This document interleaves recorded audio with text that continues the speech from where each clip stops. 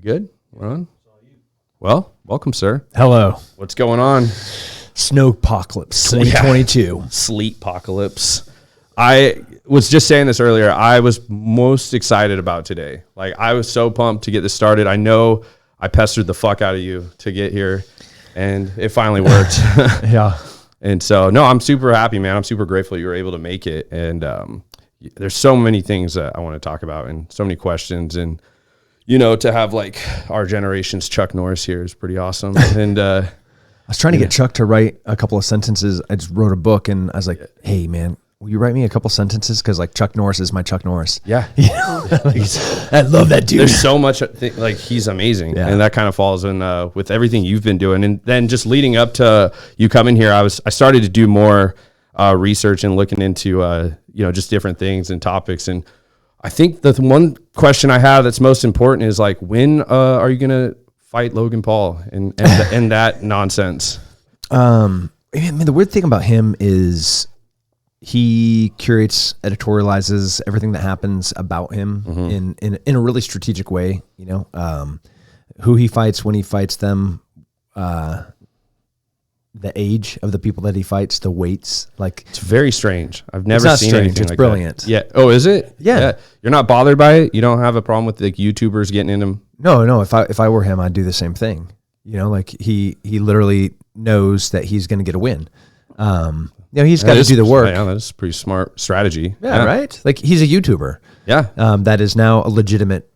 I don't want to mince words. He's a real boxer now. Like he can put real boxers to sleep. And if you have absolute limitless resources and time, you could be good at anything. If you want to be a Sherpa that can escort people to the top of Mount Everest and you have all the money in the world, you can do that. If I want to be a master chess player and I have unlimited time and money, if I want to be the best skydiver on the planet, if I want to be a decent boxer that can beat kind of end of the road MMA fighters and make hundreds of millions of dollars doing it, which sounds pretty easy comparatively, I would do that. So would you want to see more YouTubers get into like boxing, or would you want to see that eventually go over into the MMA world as well? I mean, the thing about MMA is you have to, he would get murdered. Yeah. Yeah. I mean, like, it's a different world.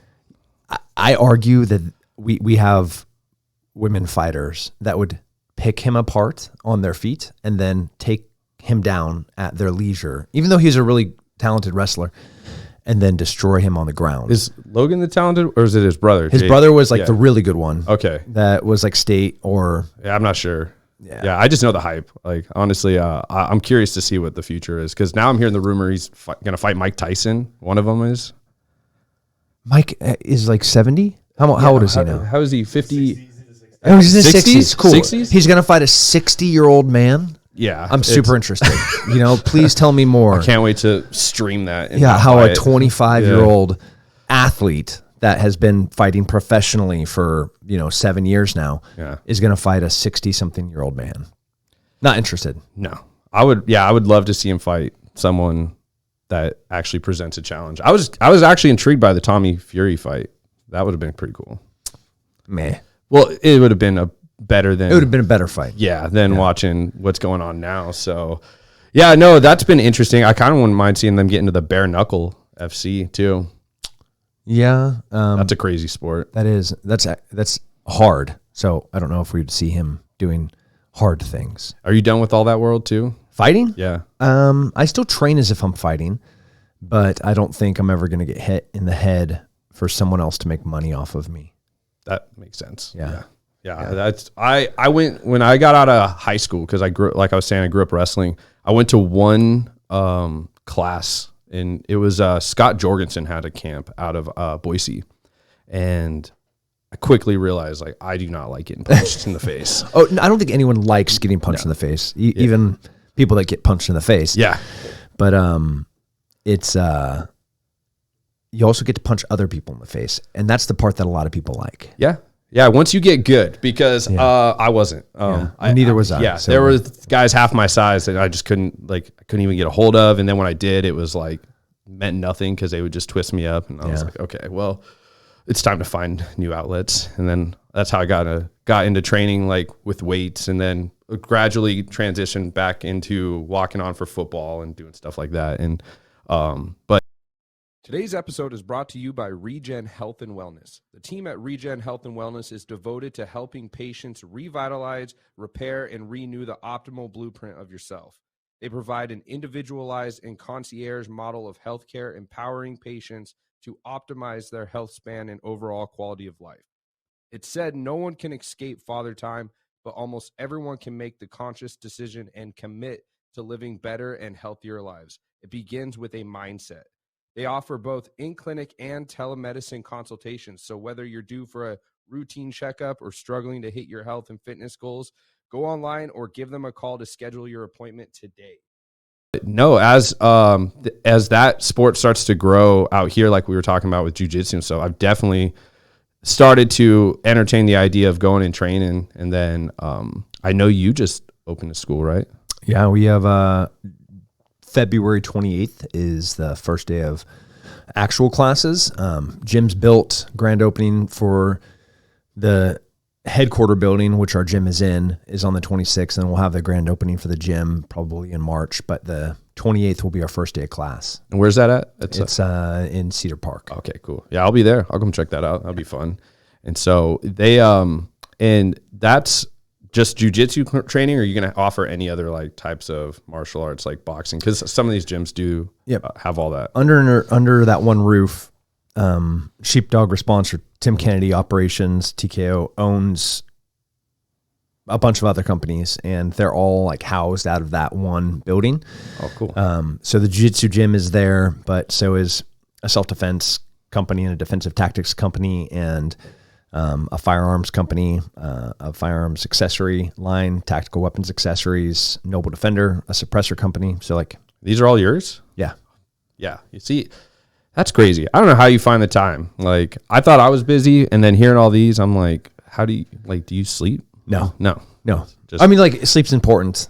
Yeah. So I get sleep. But I'm not like, if I go to bed at midnight, I cannot sleep past 6, and I wake up like, whew, I overslept.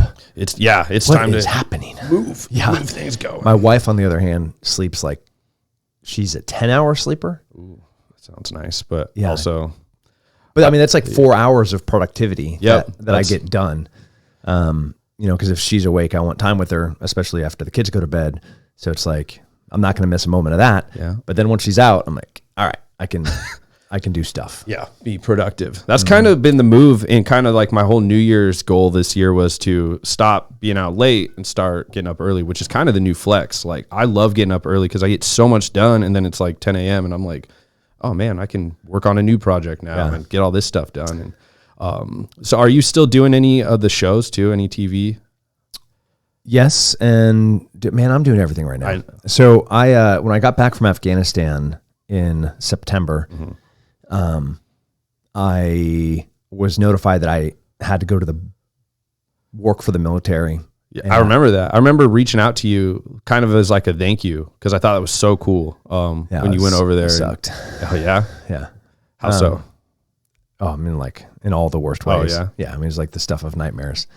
But when I got back, I'm actually currently on military orders. So I'm like full time. I get a 3-day pass for this weather, which is cool. But I'm 100%, 9 to 5, 5 days a week in the military right now. So that's so no time for TV stuff. No. So everything got paused. I was in the middle of filming stuff, and you get it's called an involuntary mobilization. Oh, okay. So it's a letter saying to your employer, this dude has to show up to work. Yeah. And if you don't, you get in trouble. You're in big trouble. Yeah. I was watching the show on YouTube the other day, and I go, it's not on anymore, but I thought, man, this would be a great show if Tim hosted it nowadays, was the Bully Beatdown. Jason Mayhem. Yeah. That's my old friend. The real life Deadpool. That show was great, because I was watching an interview with Big John McCarthy, and how he was talking about like, oh yeah, those were real fights. Like that wasn't, scripted, things like that. And I'm like, I wish that would come back. Like those were pretty great. Yeah. Poor Jason has had a rough go of life choices. substance abuse and some domestic violence. He and I fought two times in my professional career. Yeah. I beat the snot out of him the first time. The second time, I also beat the snot out of him. Yeah, but he got the W on the second fight though. Did he really? Blew my mind. I'd have to watch it. Yeah. See. It's a weird. Was it like everyone was kind of thrown off? Like, yeah, it was. I have no idea. Like, it was decision? Yeah. Oh, yeah. Yeah, a split decision loss. They're probably just trying to set up the trilogy. I don't know. Yeah, it was a bummer. It was in Texas too. Oh, really? Yeah. You know, I've never been to a fight, like a UFC fight. We have a UFC fight in Houston, I think in a month from now. Really? Mm-hmm. Who's the card? I don't know. Oh, yeah. No, I went to like. I just know two people that are fighting on it that are friends, and they're like, "Hey, I'm gonna be in." I was like, "Yeah, come on, I'll take care of you." Yeah, that'd be fun. I'll go down that. Marlon, you want to go? Yeah, I'm there, man. You want to go to it? All right. Have you ever been to one? I've never been to a main event. Really? They're fun. Yeah, it sounds fun. I heard they're a lot different though when you watch on TV because you're used to like commentary and. Like, oh yeah, it's just raw violence. Like it's a metal cage in front of you. You don't hear Joe Rogan talking, right? You don't hear Daniel Cormier screaming. Yeah. There's no clever witty banter. It's like two people on a canvas covered mat wrapped around a metal cage hitting or choking each other. Just beating the hell out of each other. So, I mean, you hear the smack of the gloves. You hear bones break, and if you're close enough, you get spit and blood hit on you. Like it's violent. That actually sounds like a good time though. Yeah. Pretty wild. It's a little bit much for some. Yeah, no, that's right up my alley. Those are things like I love going, like the closest you'll get to that. No, that's not it. I'm not into that part. Like blood thrown on you. No, now we're going down dark. I know. Dark. I'm gonna flip the script here. Yeah, start asking right. you questions. Hey, so what kind of blood do you like having on you? None. Okay. Be positive.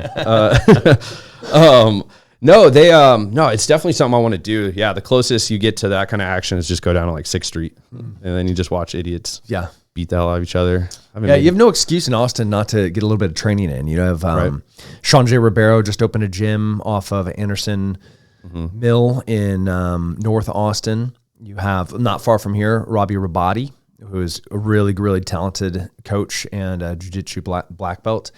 Of course, you have the Danaher Death Squad with Gordon Ryan and didn't he just move out here, Danaher? Yeah. Yep. I've heard a lot of good things about him. His whole team is here.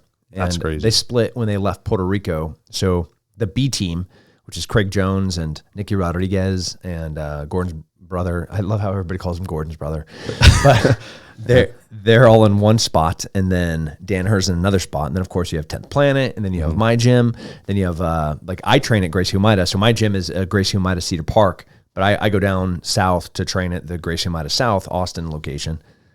So, I mean, there's just so much. There's just tons of them. Yeah, I mean, it is blowing up out here. It's one of the reasons, I've been working with them a lot more for a big event that's coming up. I can't talk about it publicly yet. I'll tell you about it afterwards. I think you'll think it's cool. But the more I work with like those guys, because I've even worked with the dudes that run Black Sheep Boxing, and they're starting to do a lot more like diverse classes, like through jiu-jitsu, Muay Thai, and boxing. And I'm just like, the more I'm around it, the more interested I am into going and just trying it, and I'll probably fall in love with it. I miss competing in sports, and I think it's going to, Austin's, if it's not already about to be the mecca of jiu-jitsu. Like this is the spot. Brazil is no more. New York, New Jersey, California, no more. It's Austin. Yeah, no one wants to be out there anyways. No. Good point. Yeah, right. Aren't you from California too? Yeah. I lived in Chico and I lived in Sacramento. Yeah. Yeah. I was there for school, and I only did like a couple of years and then back up in Idaho. But I was just out there recently for a wedding in October, and I was like, I'm over it. I hate it out here. It's not what it used to be. And my family's still all out there. It's still one of the most beautiful places on the planet. Scenery is amazing. The weather is amazing. Yep. I can't do that lifestyle out there. And it's so empty. Yeah. And everyone's coming out here too now. And I'm not really opposed to that. I know I was saying this yesterday. I know a lot of people hate it, but I think I'm not opposed to it, but Today's episode is brought to you by Avatar Nutrition. It is always a treat to show some love to our sponsor, Avatar Nutrition. Avatar is actually owned by my friend Mark, who is a lifting buddy of mine from the gym. What I didn't realize at the time is that his app has been used by close to 200,000 people, and they've used it to lose over 2.5 million pounds of pure body fat. What's really special about Avatar is that it's a complete service delivered through a super easy-to-use app. See, Avatar is the OG in the macros game and created a process that makes counting macros both fun and simple to stick to long-term. You've got unlimited support from their community and experts on staff, and they are in the business of giving their clients results that last. Try it free on the App Store or Google Play Store for 2 weeks, and if you love it as much as I do, it's just $9.99 a month after that, or $97.99 for the annual rate if you want even more of a discount.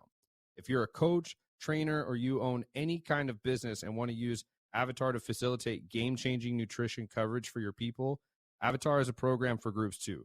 Just contact them through their website to learn more at www.avatarnutrition.com. They don't bring that shit with them. Yeah, the level of self-awareness seems to be significantly lacking. You know, like they come here.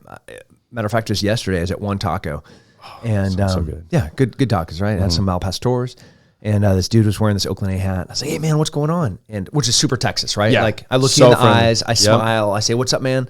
I was gonna strike up. Oh, you're from California, and I don't know if maybe he'd already had some bad interactions with people already knowing he's from California. You know, I was just saying what's up to him, and he was just like, "What are you talking to me for?" Yeah, literally, it was like, "What are you talking to me for?" And I was like, "You're in Texas. Yeah, we can like talk to people like this." And he's like, "I'm not from here." I'm like, "But you're here now." Yeah. So you can go ahead and assimilate. He's like, "How about you not tell me what to do?" I'm like, "Cool, man." Yeah. So like, great conversation. Do you want me to buy you some tacos? Like, I just wanted to say hey. Yeah. And I mean, that was literally the interaction. And I think that really aptly, succinctly characterizes, you know, like if that's the baggage and the chip that you're bringing, what does that look like for your choices in voting? How does that look for how, you know, like where you're going to live and how you're going to project what you bring with you into the community? It's like when I move to a place or I go to some place, my family, you know, we speak Spanish at home, and my kids go to a Spanish speaking school. So we're going to spend a few months in South America. Oh, cool. Over the summer. Like, am I going to go there and be like, "Hey, man, I know Colombia's nice or Argentina's nice or Chile's nice, but I just want all of you to go ahead and act like we do in Texas." Yeah. Yeah. No, right? Like, what an asshole move. Yeah. And then of course project that into all other aspects and facets of their lives. And like, I don't want you to bring what sucked from California here. Exactly. Like, you can bring all those cool ideas and like your love of the outdoors and the ocean, even though our ocean sucks here. Yeah. You got to go basically to the border to find just cleaner water, because Galveston looks like a mud pit. Yeah. It's still a hurt for me. Yeah. I grew up on the beach, and like every time I go, my wife, who's from Louisiana, is like, "Hey, can we go down to the coast?" And I was like, "It's not the same. I just don't know. It's not a real coast." I mean, I'll take you there. You're asking me, and the kids are gonna like the sand and like playing in those pathetic waves. Right? It's definitely not the same. The scenery in California is absolutely beautiful, and then driving that the highway down all the way the coast, just all the way down. Yeah, it's just it was so amazing. I made that trip a couple times, and that's my hood. Oh, really? Yeah. It's like if you drive down one, you're like on the left hand side. If you're driving south, would be my parents' ranch, and then as you keep going, you would hit Cambria, which is where the beach house was. Then you keep driving, you're going to hit San Luis Obispo, and San Luis Obispo is like where we all went to school, went to college, and where I was born. Yeah. And so, like, I mean, that is 100% my hood. Oh yeah, no, it's great. I my old roommates from Chico, one lives in Roseville, Sacramento. The other lives down in LA, or I think he's up in New York now. But at the time, I would go fly into Roseville, and we would make that drive down. I just thought it was amazing. So it kind of it bummed me out to see how things are just falling apart over there. Yeah. And, you know, I do miss the scenery there. And, you know, out here again, where I'm from, it was all mountains and like this huge scenic like setup. And out here, it's just flat. Yeah. It's just nothing. And, but you know, with what you were saying too, though, I do agree. Like, I hate that. I run into that so often here, especially as how social I am, is I meet people and it's immediate, like wall up, like, you know, it's, hey man, it's okay to be friendly. Like it's okay to like, you know, just have a casual conversation. Like, I'm not trying to like be your best friend here. And one of the other things I noticed too, this could be a very just California thing, is I'll meet people, and a lot of this happens in this industry where it's almost like they grill you on like, who do you know? Why are you important? Like, why should I interact with you? As opposed to just having a friendly. Yeah, it's like the clout ladder crawler. Like that climber is it's a systemic gross human that exists in California. Yeah, it's really sad to see, and I'm, that's one of my goals too with what I have here and everything I'm doing, is to try to like, start reestablishing integrity and like honesty back into the fitness industry and focus more on like reward and not, I see a lot of similar pages, or really just companies that they push this materialistic look as a mask for the fitness industry, when really it's more about clout and being seen. And it's like, I'm more interested in like athletes or people that, have had great transformations, or, people accomplishing things, accolades, stuff like that. I don't care about, the same poses, the butt pictures and everything, like all the leggings, like don't hate it, but I don't want that to be what represents, health and wellness in a sense. And so hoping moving forward with all the things I've planned is to, focus on that aspect of health and wellness as opposed to just like materialism. Yeah. I mean, materialism and a narcissistic, ethnocentric existence, in a post-COVID world, we know how important health and wellness is. Oh, absolutely. My kids, you could literally take all the variants and inject it into their necks, to include my 2-year-old. Oh yeah. And this baby that eats elk and free range eggs, and all she does is run outside and play, she would shit it out seconds later and laugh at you, and be mad at you for putting a needle in her. Yeah.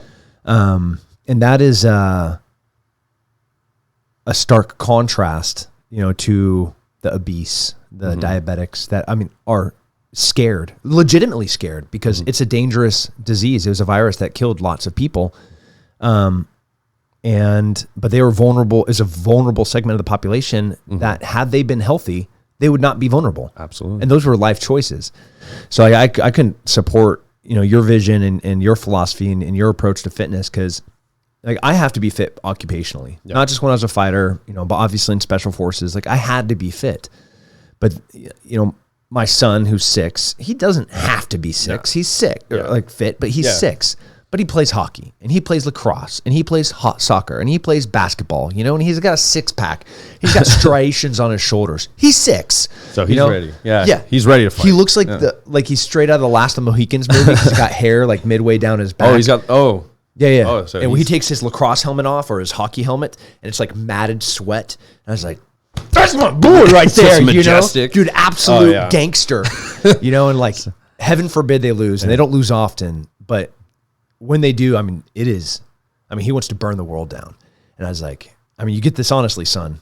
I get it. Yep. 100%. But there's no like pressure on me. Like you have to be fit, or we don't exercise at all, like at 6.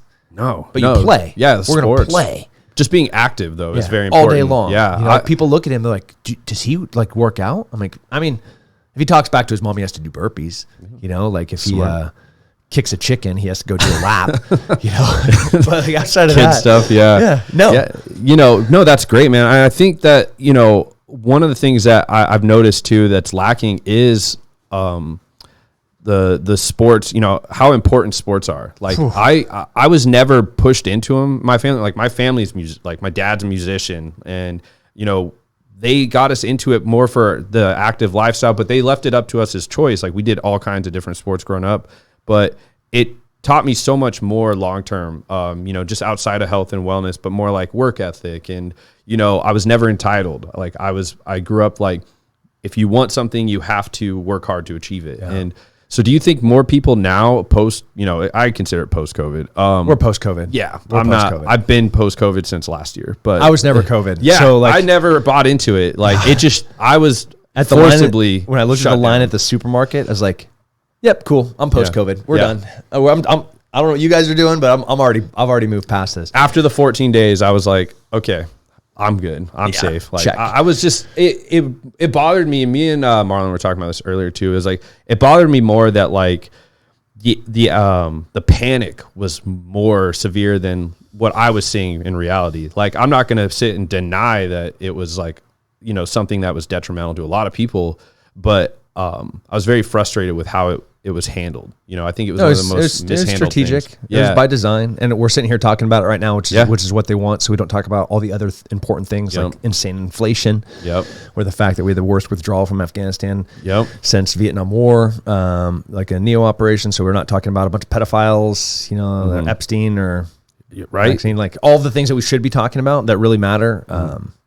Cool. Let's talk about a bad flu. Yeah, it is a bad flu though. You know, like I've lost friends. So I mean, I know people. Yeah, I don't really. Whenever I talk about it, like I don't try to like give off this perception that I'm anti-COVID or like I'm a denier of it. It's more of like I just had questions, or I always ask, and I was really blown away at like how defensive people were, and even a lot of people that didn't have knowledge on it. Like, I'm no expert in it. Like, I probably know about the same amount as just an average person. I just focus more on like cleanliness, up vitamins, you know, try to like live a healthier lifestyle. Do you exercise? All the time. Okay, that's good. That's what I'm saying. Yeah, I stayed active. That alone will like pretty much make sure you don't die. Yeah, but one of the things that blew me away was like how people they didn't even want to have the conversation, even to this day. Like, it's, you know, well, all discourse has died. Yeah, whether it's about crazy. COVID or politics, the ability to, I'm sure if we threw up a dry erase board, you and I could find 10 different topics that we disagree on. Oh, for sure. And of those 10 topics, I would happily converse with you about all of them. Yeah. I would listen to what you had to say. I would process every word and be like, man, that's a really insightful, valued point. Like, I want to consider that a little bit more. Yep. I haven't changed my mind yet. No, but like, cool, interesting. I'm the same way. Yeah. I don't know what happened. People get so, I think it's a lot of tribalism too. You're a bigot, by the way. Yeah. Oh yeah. Right. You're racist. Yeah. I'm just going to go straight there. Yeah. And, you know, one of my closest friends. He's a ginger. So we know he has no soul. Yeah. Worst. Yeah. The worst. That's why you're over there. Can't even be on the camera.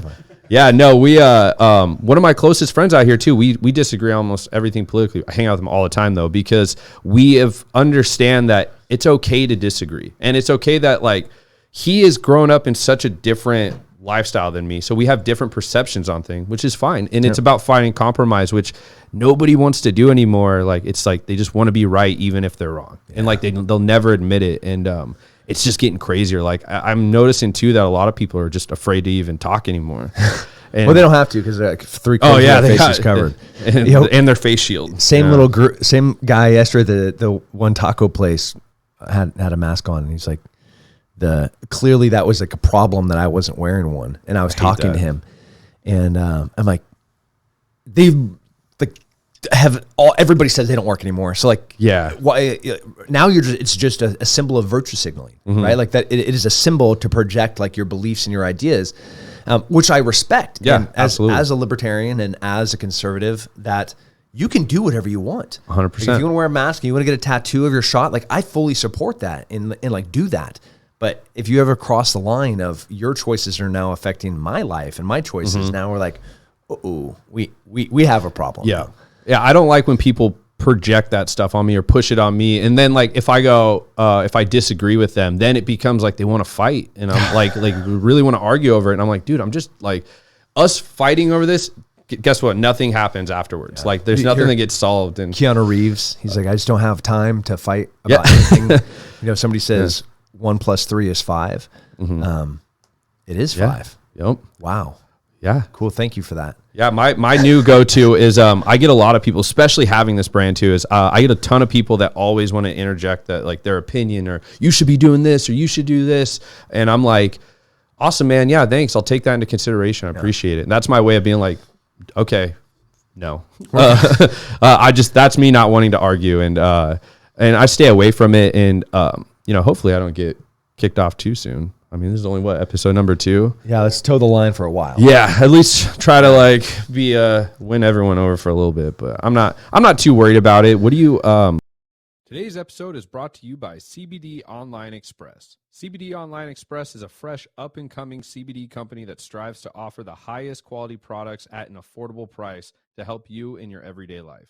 They offer a variety of products such as tinctures, edibles, flour, and even their new recreational line, Oxed Up. They also have plans to introduce water and an energy drink later this year. Go to CBDOnlineXpress.com and get your products today. So speaking on that, what do you think about what's going on with Joe right now and the whole Spotify thing? I am like, there's fake libertarians. There's fake freedom people who are like, my Second Amendment or my First Amendment or my beliefs are the ones that are important and yours don't matter. That's like the opposite of what it's supposed to be. Yeah. So if you're saying something that makes my blood boil, I mean, just like infuriates me to such a degree, but I value freedom, I should embrace the idea of you being able to say that.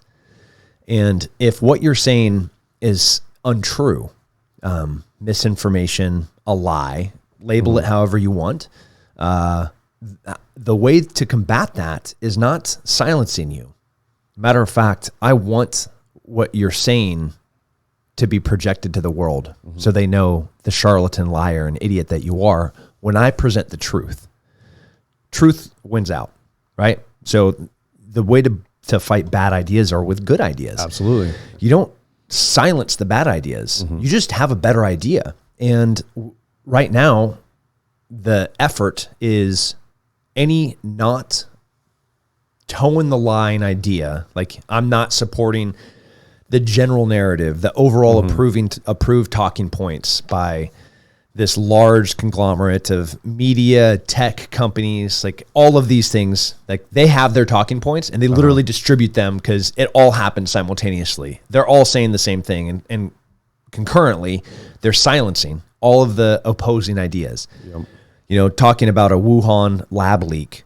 A year ago, you would lose your Twitter account. Now it's like, okay, so that's what happened.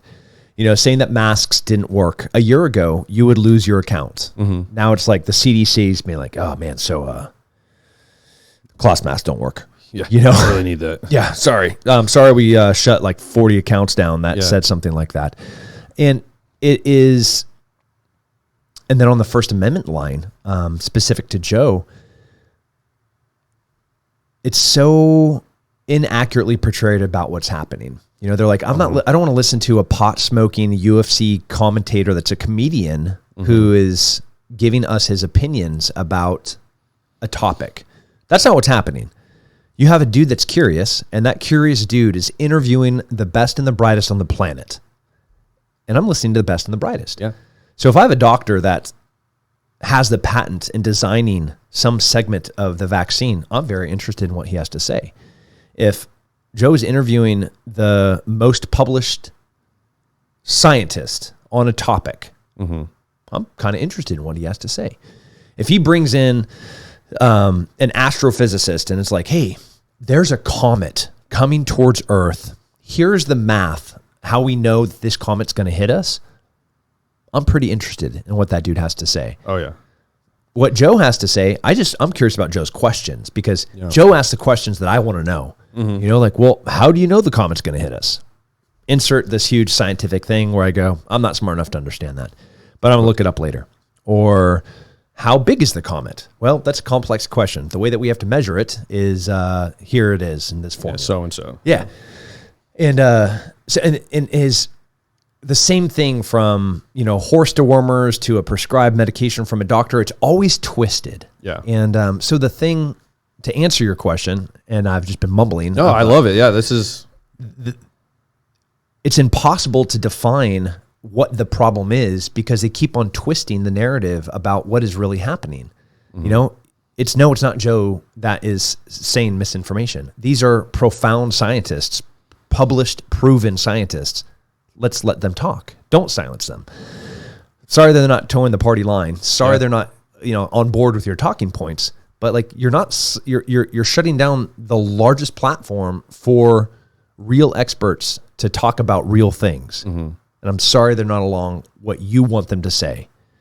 So that's a you problem. That's not a Joe problem. So if heaven forbid Spotify is so dumb, they would never. I don't think they would. No, they would. No. I just think that they have done. They have creeped. You know, they've removed podcasts like Milo. Yes. Oh, they removed Milo's? Yes. I didn't know that. Yeah, they did in the dark of night. Oh. And if you went back and listened to that, even though I'm not a Milo fan, I think he's an extremist. But with the things that he said, whatever that was, 6 years ago, every one of his projections about what would be happening now, he was right. I was like this gay, he hits every single bullet of a random person that understands culture and human nature. He nearly perfectly laid out what the next 6 years would look like. And it's all been happening. It's all been happening. I would have to watch it. I'm not sure. Exactly. Well, you can't find it because it's down. Oh yeah. Yeah. Good luck. Maybe Let me there's know a if you website. find it. Send it back to me. Yeah, I'll find it. I'll find the link. Pretty determined guy.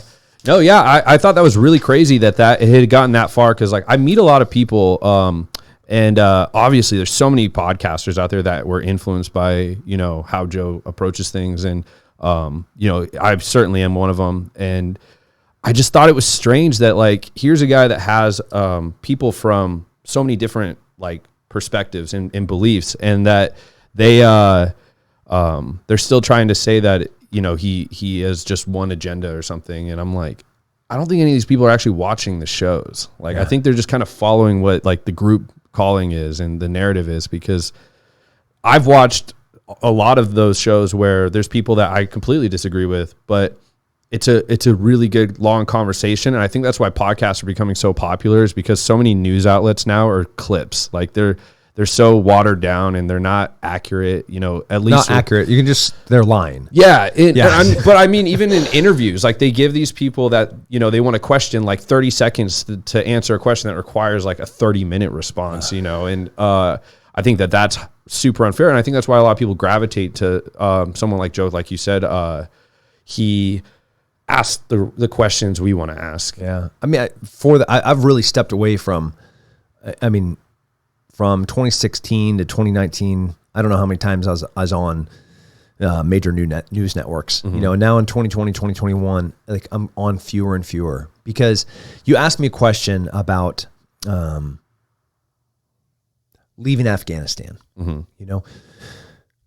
going to ask me not just what happened there, but let's say, like, what do you think about what happened in the evacuation of Afghanistan?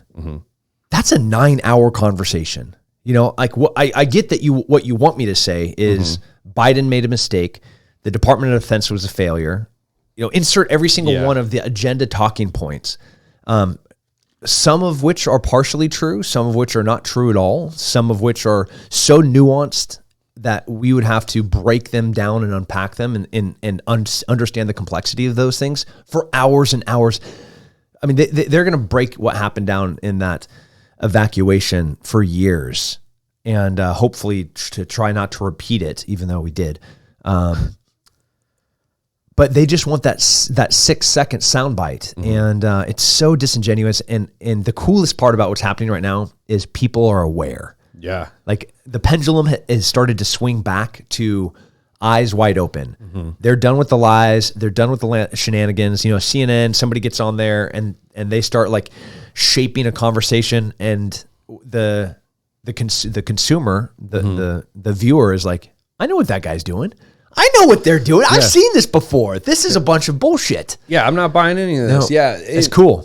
I had a conversation with someone at the gym about that, and I was saying, at what point does it become responsible for the viewer, in a sense? Yep. Why do things have to be so controlled, and why do people have to make sure that they're deplatforming people, or there's labels like of misinformation, things like that? And I'm like, at what point do we put the responsibility back on the individual to where they're responsible for thinking for themselves and making their own opinions and not being told what to do, which is something that blows my mind that people aren't doing a lot anymore. Yeah. Individual responsibility. I mean, it is the cornerstone of the American dream. Yep. And a citizen, if we go back to Roosevelt's speech about a citizen, like, you have to be healthy, you have to be hard, you have to be a producer, you have to be smart, you have to be well-read. So when I look at something, when I read something, can I pick up Mein Kampf and not know who the author is and start reading what's in there and be like, dude, this person is insane. And whoever wrote this should burn in hell. Absolutely. Right. And then you give me the information about who wrote it and the context and timeline of it. And I was like, ha, like at no point am I going to be like, man, this isn't a bad idea. Yeah.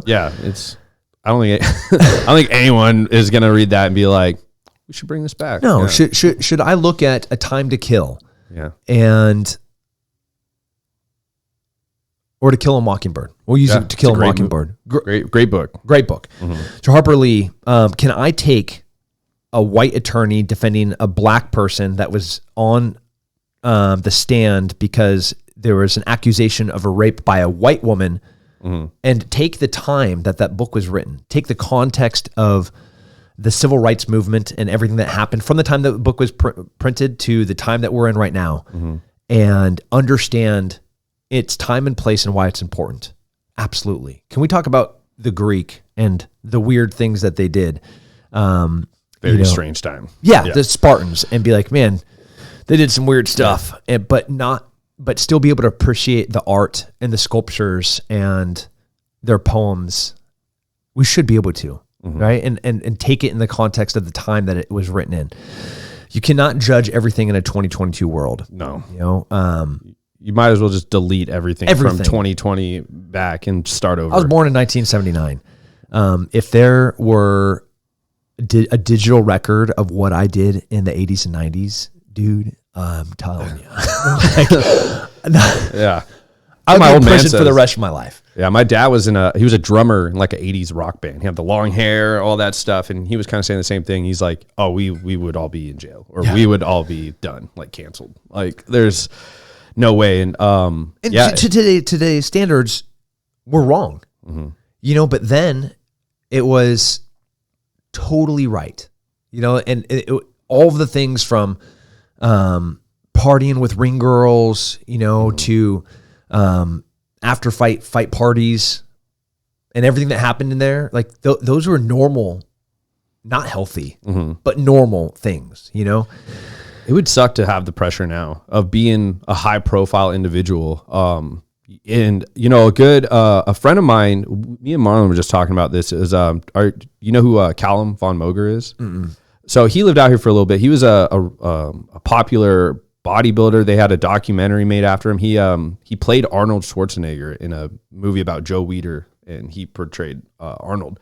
And when he was just out here, like we would be hanging out and people just with their phones just right up in his grill. And I'm like, weird. I can't imagine trying to have that type of fame and then have a personal life too, because it's too much. There's so much pressure now. And then with how society rolls, you can make one mistake or even a perception of a mistake in your life can be completely derailed. Yeah. And those are the things that I hope people are willing to stray away from, because it's starting to implode, recently with like Whoopi Goldberg getting in trouble. I'm like, hey, you live by the woke, you die by the woke. Yeah. Like, you lost at your own game and things like that. And it's a crazy time, but like you were saying, the pendulum is swinging. I'm starting to see that. I think people are just tired of fighting and arguing and being divided. And kind of how you were mentioning with that guy,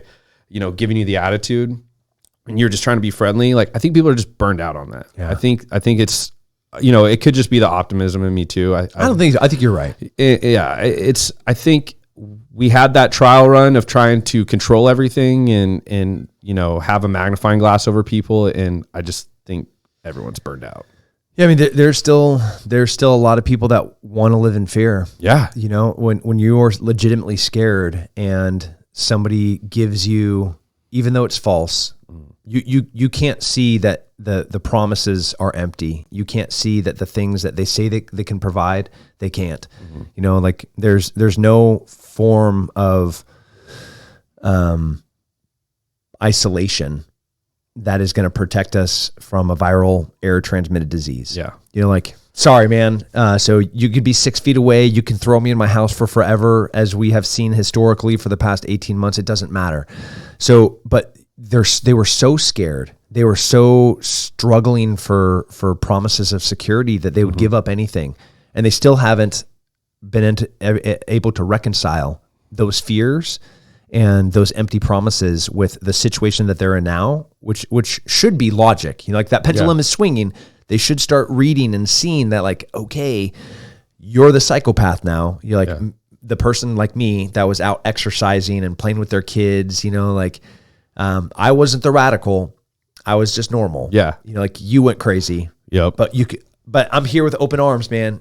I'm not here to I'm not going to, I understand that fear played a big role in it. Yeah. And scary. I don't want to I think a lot of people that want to kind of move past that. I think they're just afraid of backlash, and it's like, it's not there. It's not. It's like, come back to the gym. Like no one's, even I see people at the gym with masks on, and come on in. I don't care. Like, you want to wear gloves while you lift? Awesome. Go for it. Yeah. Do whatever you want to do. Yeah. And I'm hoping people will start to realize that, and would you compromise like halfway? Like if wiping down stuff. Yes. Absolutely. Right. Like, should be doing that anyways. Yeah. If, not my gym. Yeah. Oh, no. I want you to spit in my mouth. I like, we're back on the spit again. Bleed on me. Yeah. I definitely subscribe when we talk about vaccinations to the Viking approach. Do you know how the Vikings vaccinated a boat? So you would have a little tub, a little wooden bowl of water. And the newest person on the boat, the youngest warrior in the Viking crew, would wash his face, he'd wash his hands, all in this bowl, this lukewarm bowl of water. And then when he's finally done, he'd spit into the bowl. And then they would take that bowl and hand it to the next Viking. And it would go around the whole entire boat. And what are we doing right here? We're sharing every single one of our pathogens. We're sharing every one of our diseases. We're sharing every one of our weaknesses. And in viral load, it's small. Like I'm getting a little bit of whatever you have. Like, is that going to hurt me? Maybe a little bit. But what's going to really happen is it's going to make all of us collectively stronger. So we were joking about spitting in my mouth, but like, I'm actually not opposed to it. Oh God, yeah. I am. I would. No, don't stand. But the other way is you to have a weak immune system, and then you get on a boat, and then you go and try to fight your way through Norway and see how your immunity system handles that. You're dead. You're dead in 2 weeks. Yeah. You know. Yeah. No. I mean, give me strength. Give me honor. Give me power. Give me suffering. Give me the reasons and purpose for fighting, and then spit in my mouth. I'm using that metaphorically, maybe literally, just not the gingers. Yeah. You stay away, Marlon. Just a shirt. Just spit in my mouth. Yeah, sure. It says spit in my mouth. I put my fair share in that water bottle. Yeah. Okay, yeah, we're good then. So I'm gonna drink away. Take a swig. Yeah. Yeah. The cap was like a little loose. Yeah. There we go. Yeah, that was good. We're immune. Have you had somebody hit a line off your table before? No. Or is that a first? Okay, cool. No. So And I just that's got to be the tradition now. Every guest that comes here, like, hey, you have to lick this table. I'm not wiping it down. Yeah, they no. So I don't even know where do we go from that. I'll give you a crazy Special Forces SEER school. Survival, evasion, resistance, escape. It's a historic school that is horrible. You learn how to live off the land, like that you can eat pretty much a whole entire pine tree, what mushrooms are going to kill you, how to clean a fish or how to clean a goat or how to clean a rabbit or to feather a chicken, all the things that you need to know to kind of like live. Then they teach you how to evade. So if you were going to hunt me in the woods or through an urban environment, how can I get away from you? Then if you capture me, I'm going to be able to resist your questionings and be able to use some very specific tradecraft to not give up the information about my friends. And then lastly is escape. And peak COVID. I mean, I'm talking people have doors locked. Everybody thinks the whole entire world's burned to the ground. We got civil unrest. COVID makes its way to a class of SEER students. One of the instructors went home, got it, came back to the school. Again, quarantining does not work. Here's a great example of it, as we have a whole entire class of people that are like 100 miles away from civilization, but something, like Jeff Goldblum said it wisely in Jurassic Park, life will find a way. Yeah. So great movie. Everybody gets it. And as they're being slapped and beaten and tortured, they're being sprayed down with hoses that like is mostly just spraying particulates of ice. They go to eat a little bit of rice that had been kicked over onto the ground, and they're scooping the rice off the ground and they're like eating it. And it's like, man, this rice tastes weird. The guy's like, yeah, I can't taste it. And they don't know that the world's in COVID, right? Because they're like in the middle of nothingness, SEER school. And the instructor's like, what did that dude just say? He said he can't taste the dirt rice. He's like, yeah, he said he can't taste the dirt rice. So they test them all. They're all positive. How many of them are sick? None of them. None of them. You know, how many of them are like on that bell curve? Are we looking at dangerous comorbidities that could potentially kill them? Zero, right? Because we're talking about the elite of the elite of the elite. People that are, you know, quadruple volunteers. They're combat arms. They're airborne. Then they go by the time they get to SEER school, they've almost finished the whole entire Special Forces qualifying course. And at this point, like, we're talking about some bad dudes, and it's nothing. Yeah, it's nothing because of that viral load, because of like who they are as people, their exercise regimen, their discipline, them being outside, them being in nature, like all those things that we know make us healthier. It's a great case study of like, they're all fine. Weird. It's awkward. What is it called? Herd immunity? Yeah, that's right. Yep. Something like that. Give it to me. Spit on me. Yeah. You know, so I'm gonna take my boots. I'm wearing these muck boots. These things are toasty. Take them off. Yeah, they're coming off. My legs are gonna start sweating. Yeah. Well, it's, you know, what's crazy is the heat is like way hotter in here, but it freezes out there. It makes no sense. And so, I've been trying to figure that one out, but because I covered like all the walls, so there's no ventilation. So I put these panels up, and like there's a window that used to be right here. Yeah, so the window's draft in that room. yeah, it's cold.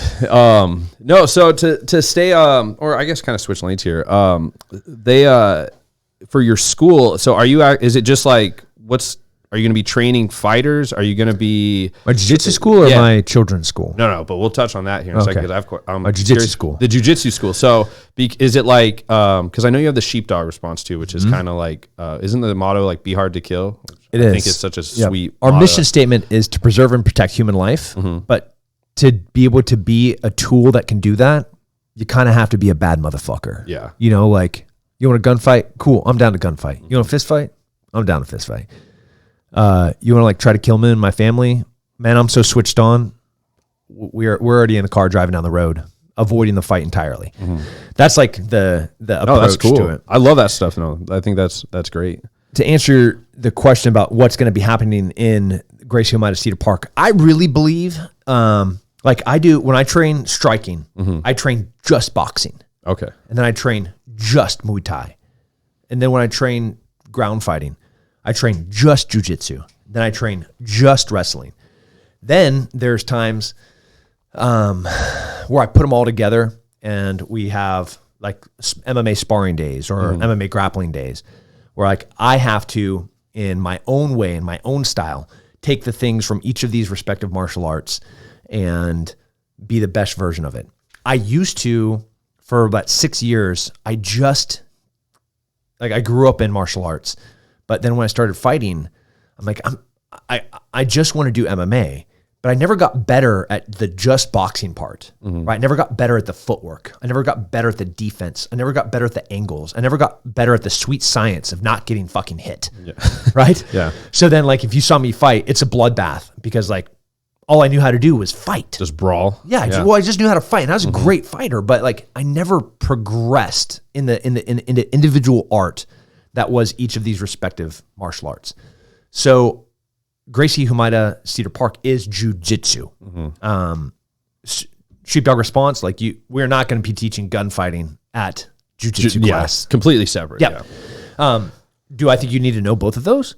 Hell yeah, I do. You know, when it comes to like fighting, there's knife fighting, there's gun fighting, there's fist fighting, there's ground fighting.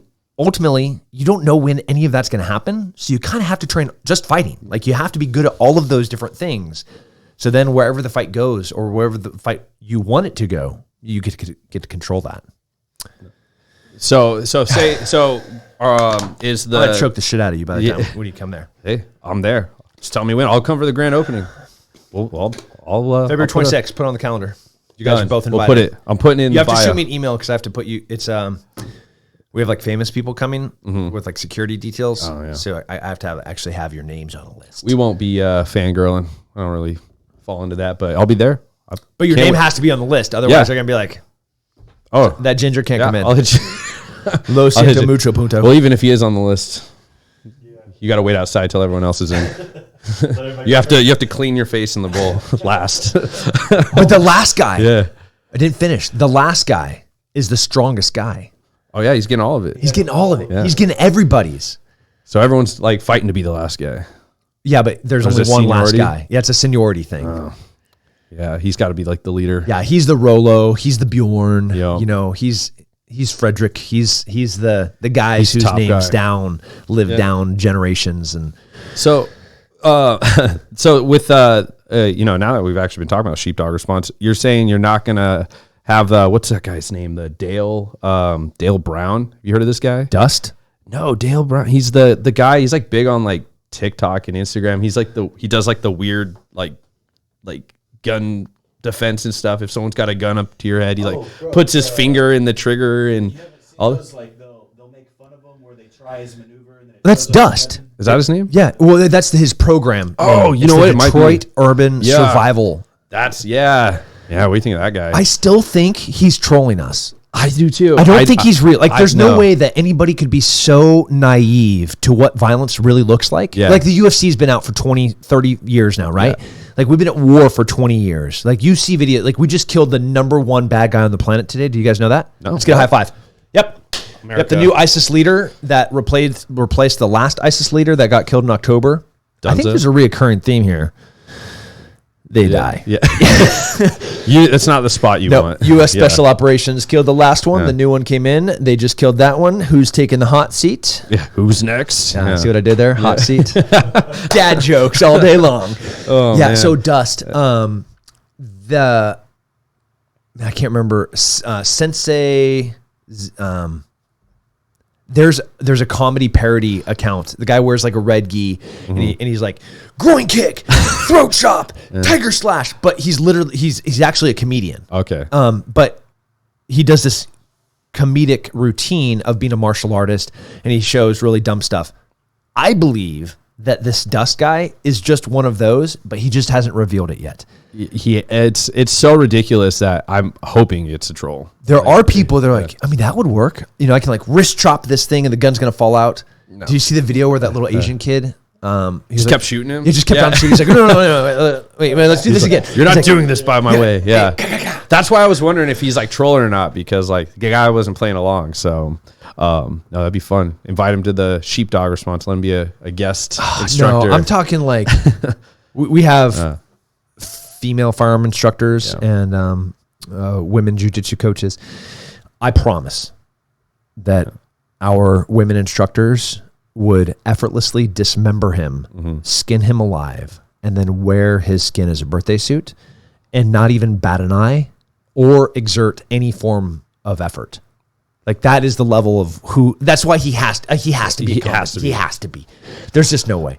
And anybody that's like subscribing, because I mean, he has He just pops up sometimes. hundreds of thousands Yeah. of people that follow, and people actually pay him for stuff. What?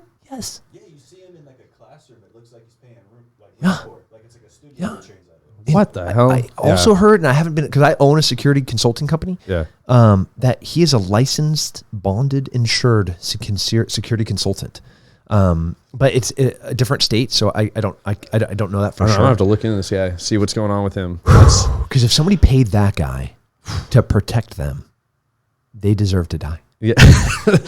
Well, I mean, if they're using his strategies, they're not even their gonna, genetics, they yeah. just need to be removed from the gene pool. It's not They working. just have to be ended. And so you also just recently opened up a school, right? I did. And what are the details with that? What's it called? It's called Apogee Cedar Park. Okay. Yep. And we're enrolling now. We just opened 2 more. We filled capacity and had like this long waiting list. And we are now opening more classrooms, which we call studios. So it's a Socratic school. Here we are going back in time again. Okay. The Socrates approach to education. Socrates was a guide. He never said he was an instructor. He never said he was a teacher. He never said he was a professor. There was never any fake bravado, this elitism, entitled perspective from him as a teacher. He would say, me as a guide, I am going to ask questions of you as the hero, the student, and you on your hero's journey. Every hero has their own journey to learning something, and no two hero journeys are the same. There's no way that you and I learn the same way. No.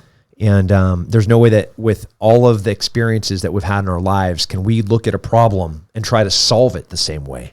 Maybe there's a formula that we have to use to be able to solve said problem.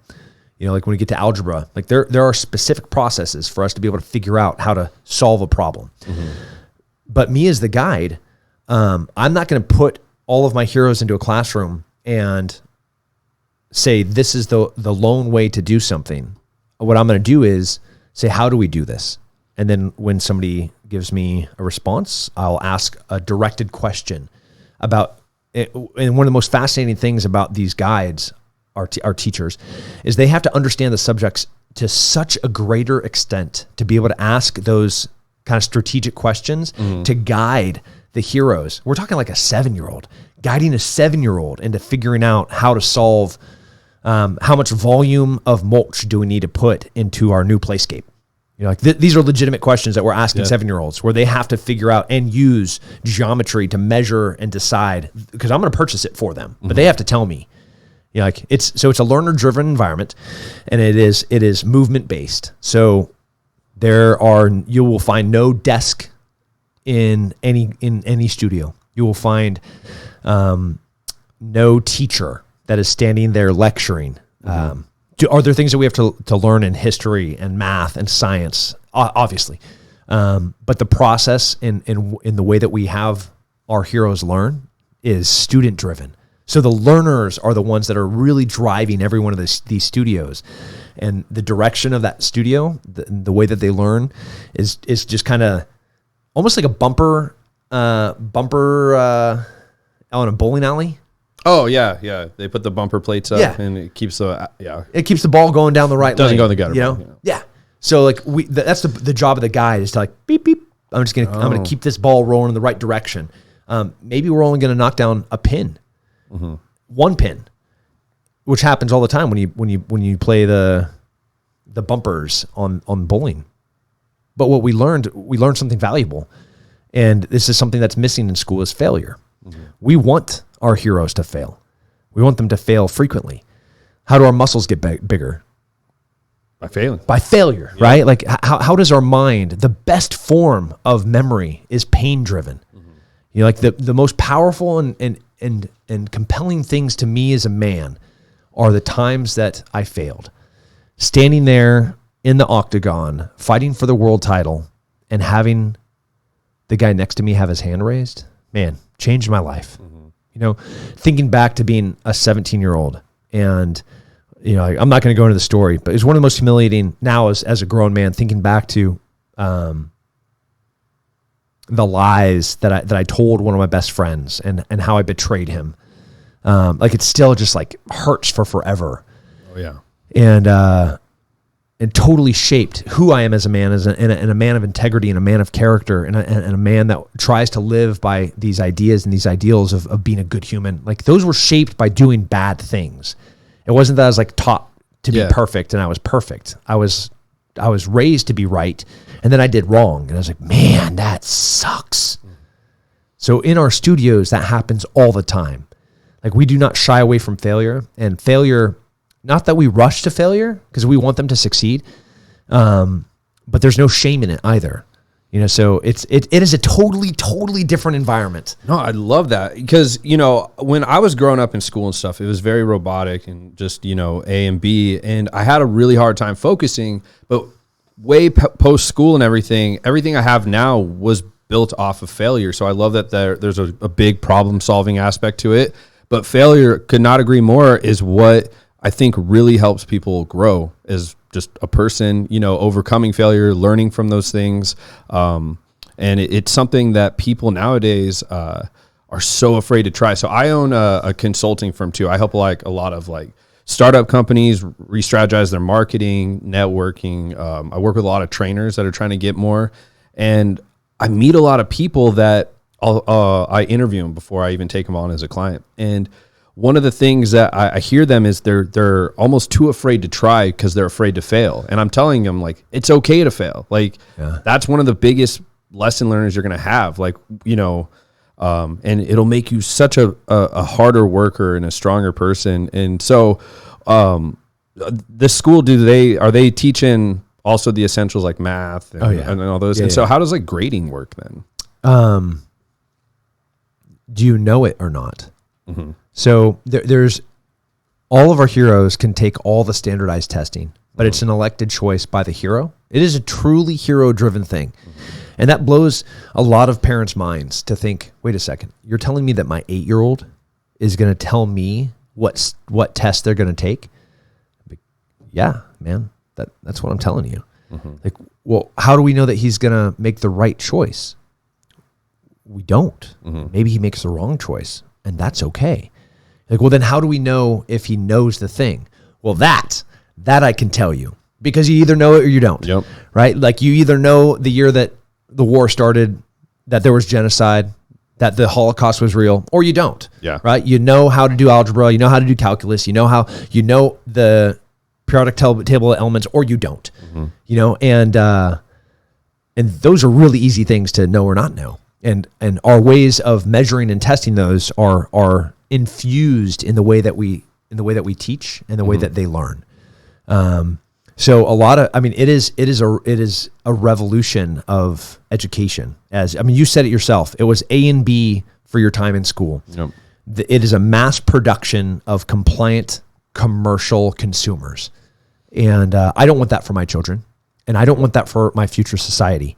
I want free thinkers. Yep. I want individuals that can look at a problem and critically think about a solution. And we have been so woefully lacking that in this 30 years as we have been manufacturing consumers for 3 decades. And now look where we are, you know? Well, I always say Austin is, I meet a lot of people that aren't from here. They're transplants. But one of the things I always say is that Austin is a really big entrepreneurial city. I meet a ton of people that come here to be self-employed and start their own business. And I love that. And I think it's something that, I never even considered growing up and going to school and just doing the K through 12 standardized testing because I thought I wasn't smart enough. I thought you had to be like a A+ honor roll student to own a business or start one. And then, going out on my own and doing all those things through just different trials and failures and successes was I able to learn like none of that means anything. It's your ability to problem solve. It's your ability to strategize and think of new ways to overcome stuff. And, I think that's important. And so the school is K through 12, right? It's also, so is it a normal It school has year? been 1 through 6, first grade through 6th grade. We actually go by ages, not grades. Oh, cool. Yeah. But I'm using grades that's how most people's brains work right now. Yeah. That's going to change, I think. I'm really hoping for school choice where parents, the coolest thing that's happened in this 2021 were parents starting getting involved in education. That was a big thing too, especially in Virginia. Oh, yeah. The whole entire state got thrown on its ear because a governor went out there and being like, I'm sorry, parents, you don't belong in the classroom. I'm sorry, parents, you don't have a say over your children's education. I'm sorry, parents, you guys are racists and bigots. And the parents were like, I'm sorry, what did you just say about what I'm allowed to do with my child? And the whole state. That was a hard one to understand. No, it's not. No, well, I meant like their point of like view, like how they could justify that. That philosophy is still the majority of educators. Teacher unions still subscribe to the no. We are the ones in charge of your child. We are the ones that are in charge of the way that your child should think. We are the ones that should be dictating what is best for your child. We, the school board and the teachers union, the school board who is at the control of the teachers union, we're the ones that are really going to be doing and saying exactly what's going to happen, what books are going to be allowed, the way that we're going to teach your child. You as a parent have no say. And that is still like by far the majority, the preponderance of power still lies in that type of thinking. We still got to knock that. Yeah, I heard there's an issue about that too up in Round Rock. Yeah, recently. It's happening it is happening right now in Austin and in greater Austin areas. So, how much of a parent's influence plays a role in your school? 100%. Yeah, not just a parent, the learner. So that hero and its family, that he or she's family, they have to decide that journey for that hero. Like the extent to which I am going to require is we Alexis Dries, our head of school, she has been working in Acton. She taught in the largest Acton in the United States. Acton is kind of like the founder of the Socratic ideas for education. Jeff and Laura Sandifer actually started here in Austin, Texas.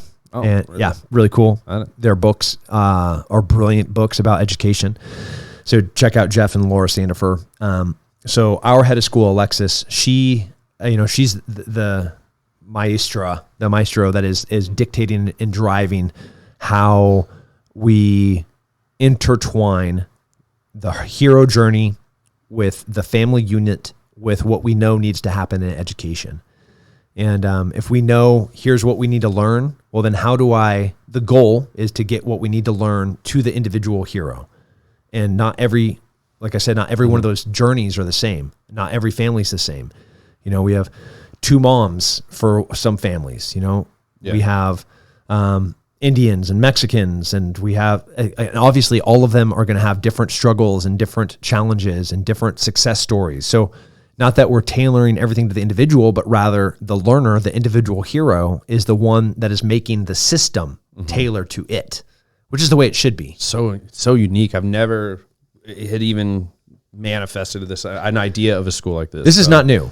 It's not? No, there's other schools that do this? Yeah, there's hundreds of them, if not thousands of them. But when I say it's not new, it's called Socratic. I'm talking like Socrates old. Yeah. Like he designed this. Oh, so it's been... Yeah, forever. Been around for a minute. So if someone, so now I know it was 1 through 6, but you're saying now it's... Yeah, we add middle school this year, and I think we add high school next year. So for both, on both two sides of that too, is so if someone, like, how does that become accredited if they want to get considered into a college? Yeah, everything. We are a private,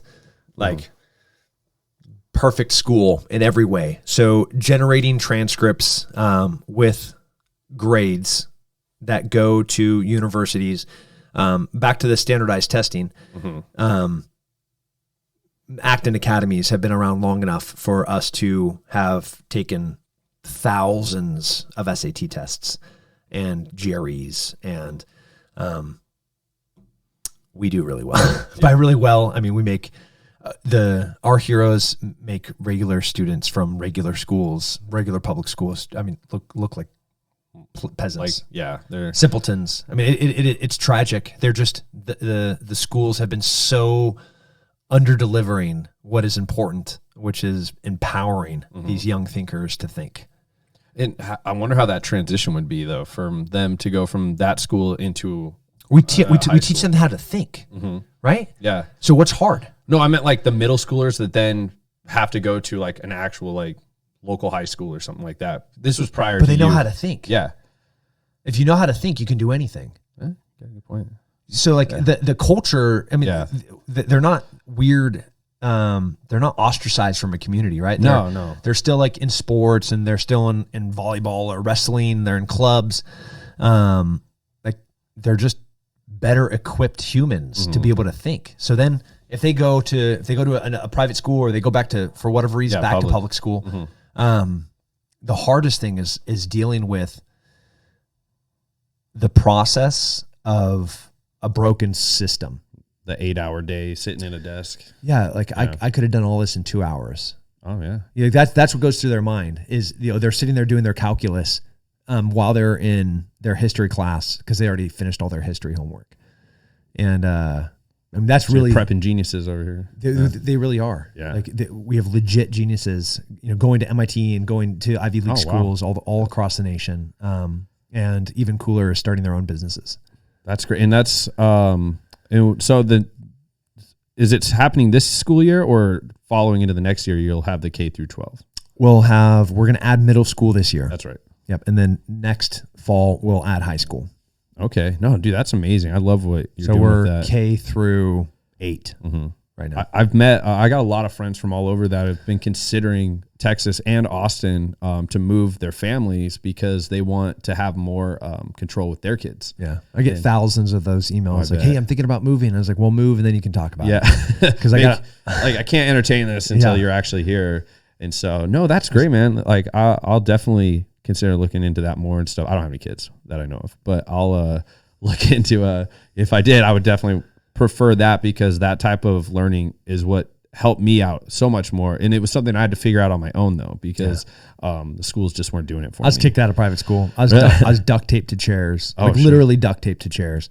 So I get it. Yeah. You're like you can't, and there's nothing like this kid has to be medicated before he comes back. Yeah. That was a big thing that happened to a lot of kids. My dad was super against that. He refused to put me, cause they all were trying to get me on Ritalin, Adderall, Ritalin, all that. And I personally, even as a kid, didn't like that, but my dad was super against it, and I'm happy he was because there was another kid that There's nothing wrong with you. Yeah, no, I was just a kid. You're a young boy. Yeah, I got a lot of energy. Yeah. I don't want to be sitting to this. You're not desk. Built to. No, that's not the way that we were designed. No. You know, and trying to force a young boy to sit in that chair, trying to take a young girl and telling her not to imagine. Yeah. Like the damage that we are doing to their ability to critically think in the future. Like, I don't know how to measure that. I do know because look at where we are. Yeah. Yeah. It definitely felt restrictive. And then I remember there was a kid I grew up with, really fun kid. We were great, like friends in elementary school. And then, I remember them putting him on meds and then more meds and more. And then he just kind of became a vegetable. Like he used to always take naps in class and you always found him in the back sleeping. And then I bumped into him, like he got held back a couple of years, and I just remember meeting him or seeing him at school, and I was a couple grades ahead of him, and he was just not like he was nobody. He was just a walking empty person, and it broke my heart to see someone like that because he was such a fun kid. Like when I was in elementary school, and I definitely think that those are things that should be taken more into consideration with children. Is like accepting the fact that they're just kids, they're wild, they're full of energy, like. You know, you should understand that they're not supposed to be confined to a desk for all day. Amen. 8 hours. And so, but in the spirit of, you know, this whole brand and Austin fitness community, I thought I would switch gears and focus on what, you know, because I can talk about this stuff all day too. But I know you're still training. You do jiu-jitsu training, and then I noticed because I know Juan over on it. Are you still going down there? Are you still doing the HIIT workouts? Yep. So that's kind of what I'm curious about too. Is like your current training regimen. Yep. So what are you doing for that? So if you take out all other training sessions, if you take out jiu-jitsu, if you take out boxing, what you get is a high volume hypertrophy type workout that bounces into HIIT the whole entire time. So a Monday would be an ABC workout. So you'll have set A, set B, set C. Each of them have a push-pull and a full body something. So it might be floor press, deadlift, assault bike. And it'll be 10 reps of 75% body weight, 125% body weight for the deadlift, and then 10 calories on the assault bike times 10. And it's as fast as you can do them. So I get up to the bar, I do my deadlifts, my pull, I do my push, whether it's a floor press or handstand push-up, I go over to the bike as fast as I can. Takes me 12, 14 minutes to get through those 5 sets. Then I go to B. I get a 1 minute break, go to B. What I want is strength. I want real strong strength in the transplane. So like weird angles. I want to be strong everywhere, and I want to be strong for forever. Yeah. I don't get to exist in a vacuum where I'm just going to be dealing with something that is very linear, you know? So I don't get to do or need to do a lot of linear movements for powerlifting. Yeah. I want to be able to take somebody and take their face and put it through a wall. Yeah. Like, come here, child. Yeah. I have to deal with you. That's the strength that I want. I want that strength to be able to last for forever. And then we have a cardio day. We have an acid bath day. Acid bath it is horrible. There's no, Doesn't sound great. Yeah. No, I don't know what it is, but it can't be good. it is a max effort, 100% sprint that lasts 10 to 20 seconds in whatever modality. It might be sprints, it might be bike, it might be assault bike, it might be ski, it might be row, it might be swim. With that 100% sprint effort, you get full recovery. And in that modality, you'll do it 3 times. And then you do a total of 9 efforts through 3 modalities. So for simplicity, we'll say ski, row, and bike. So you're going to do a full ski max effort, 200 meter sprint as fast as you can, and you get your time. And then you have full recovery. Sounds really easy because you're only at the end going to have 9 minutes cumulatively of volume of work, and you're going to have like 40 minutes of rest. But what happens is you are building so much lactic acid in this huge, massive sprint, like if you're on the bike or the rower or the skier, and then you get full recovery, so you can do the max effort again. You're never able to off gas any of that lactic acid. So like when you're doing cardio, you get that chest burn sometimes, or sometimes the hiccup breath, or sometimes that the stomach cramp. Yeah, the rib pain. Yep. But then it goes away when you stay with it because your body starts balancing how to off gas all that lactic acid, and then you're able to do that. You see fighters that go out and they sprint and they blitz, and then they kind of fall off because they punch themselves out. But then you have the guys like the Cowboy Cerrones or the John Joneses, the Gustafsons, that can maintain this high volume of output. And that is when your body is balanced. And that is when you're being able to burn and off gas as much lactic acid as you're generating. You don't get that opportunity in an acid bath, but what you're conditioning your body to do is do this max volume output for a full recovery for repeats. And most people start throwing up around set 5.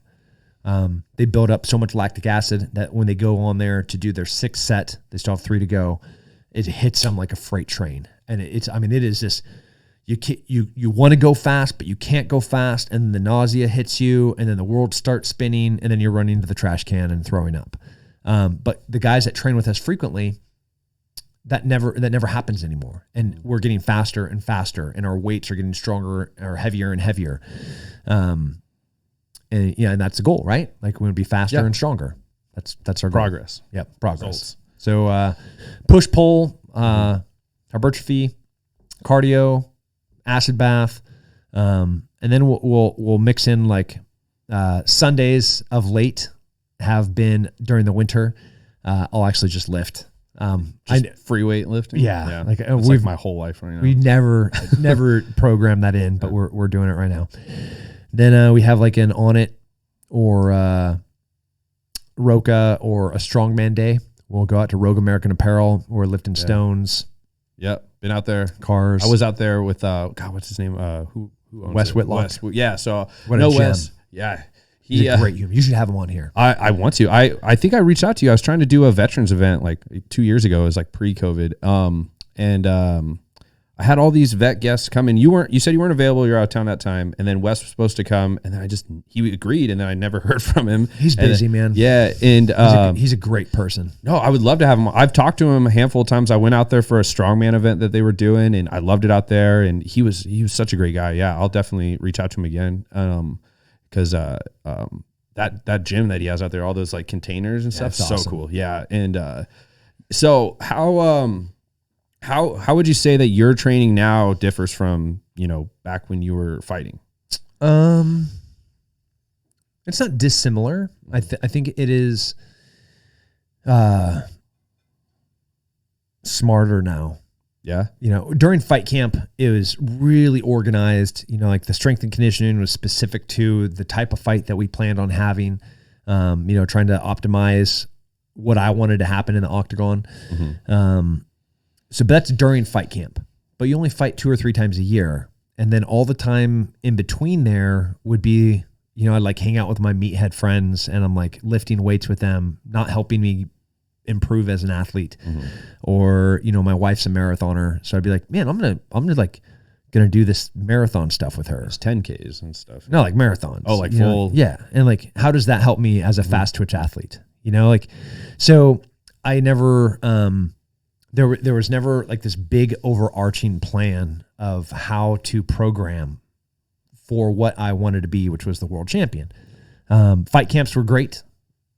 Off of fight camps, I stayed super fit and stayed very healthy, but I'd find a thing. And so now it's organized. I'm comfortable in my skin. I know who I am. I know what I'm good at, and I train a lot on what I'm not good at. Yeah. No, that's great. Yeah, I've been really stuck on just like one aspect of training, which is just free weights. I get asked all the time, like, do you do any of these other things, these high intensity interval trainings? And I'm like, no, like I stick to free weights. But now one of my goals this year was to really get into more of those high intensity interval training. Definitely just change my whole routine, kind of get out of this muck of just going to the gym, weightlifting, calling it a day. Yeah. And so do you have like a recovery process too outside of all that? I do.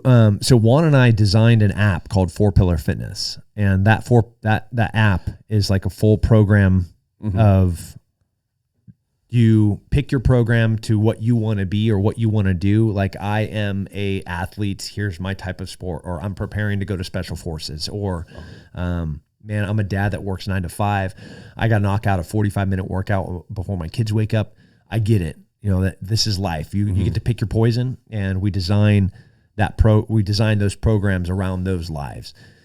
So you download the app and you pick your program, and in there are designed active recovery days. Today for me is going to be an active recovery day. So I'm going to have, I think 4,000 meters on the bike, 4,000 meters on the skier, and I'll have like a little 2-mile run. So like that'll be my active recovery day. We have yoga as an active recovery day. I really believe in earning your recovery. Like there's so much emphasis on like, I'm going to do cryo, or I'm going to do. What do you think of that cryotherapy? I like it. It feels good. Yeah. I feel good when I come out. Yeah. I don't like it while it's happening. Oh, I like it while it's happening. You like that? Yeah. Oh, I like all of it. I like ice baths.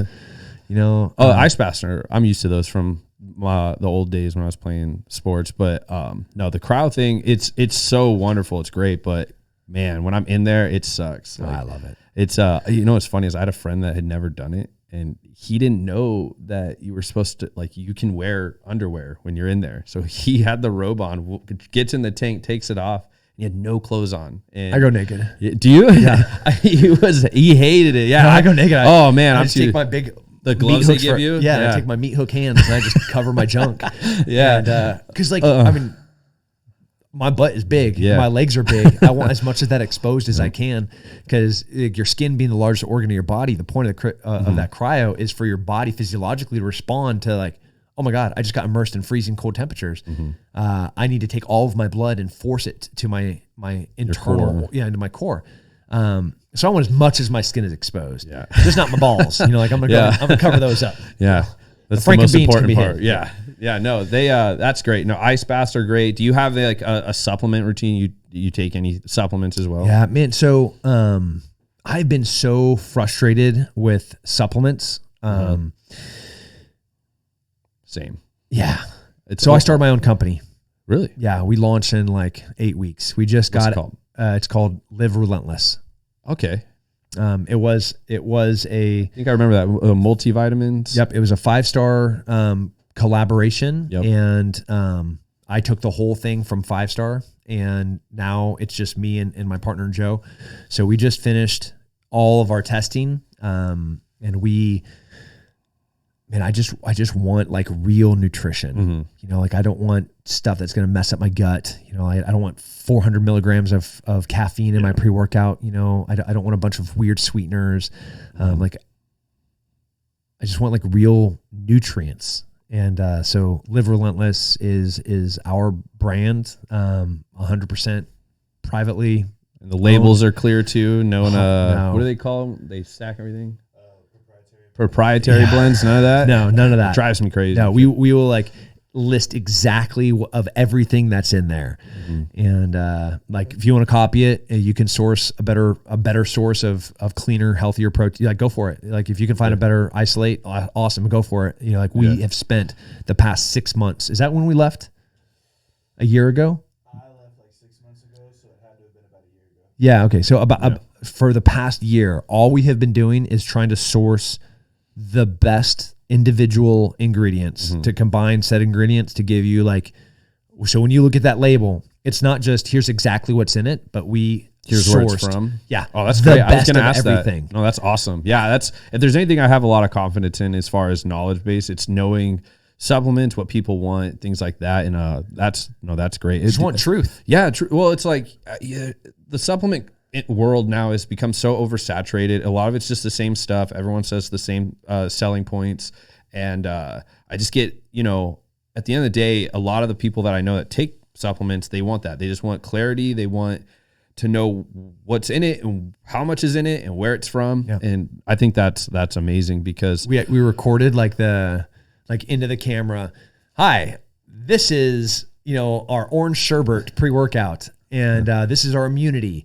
And I had to read off of a teleprompter because like we're not about the product, which I just said what I thought about it, but it is 212 milligrams of this. It is 13 milligrams of this. It is 15 grams of this. It is like just going straight down the list. And to your point, like it is here is exactly what is in here. What products do you have? Like, what's the variety of it? We'll have a immunity, a pre-workout, and an isolate. Like those, that'll be our launch core. The top three. Yep. Yeah. Which is what most people like. Yeah. Yeah. And then, we will have the whole line, but we're going to launch with those three core: pre-workout, immunity, and it's good. And are they separate flavors for the pre-workout? You have those? Okay. That's good. No, I'm excited. I'll try our chocolate.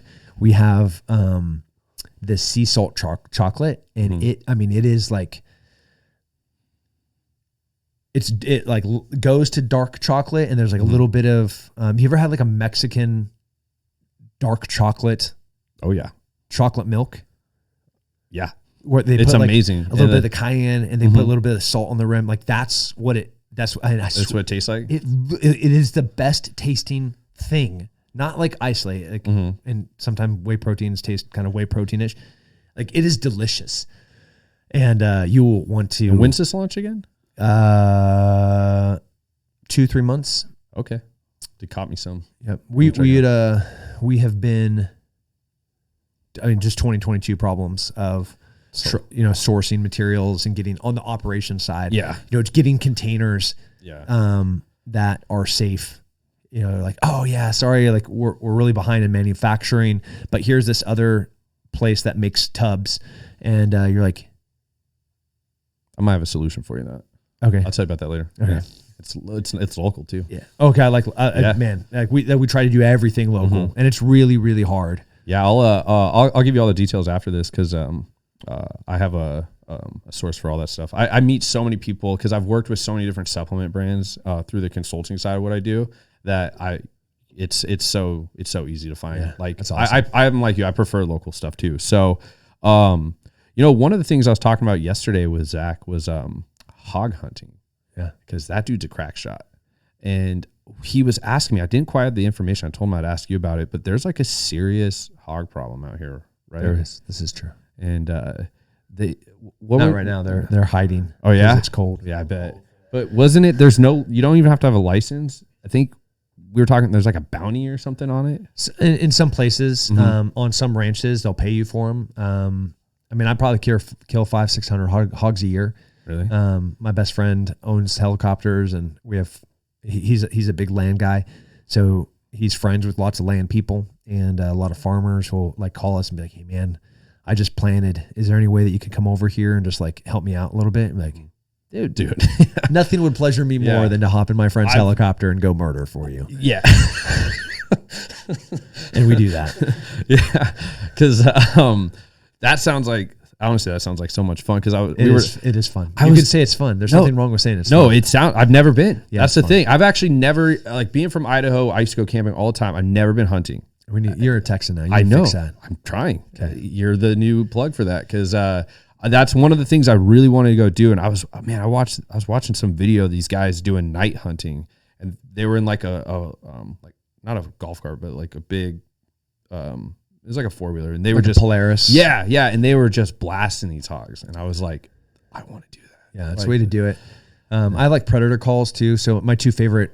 I hunt. My family own like tonight we're having elk meatloaf for dinner. Sounds so good. And the eggs that we're mixing in it are our eggs, free range chickens from my backyard. So in the elk that I shot and that I then cleaned and then I then quartered and then I then brought to my friend here and had him process. So all of like from death to my table, everything that's going in here, like I have seen in life and then ushered into death and in like a really cool way. And that's like a typical meal. So outside of putting food on my table, I really like to kill predators, like things that eat my food. And then I really like to kill pigs. Yes, they're just gross. And can you eat those? The hogs? Some people do. When you kill 500 of them a year. Oh yeah. Well, I just mean in general. Like I don't know if they're like. It depends on where you are, because some farms poison and you'll see tainted meat. You'll see like blue and green color meat.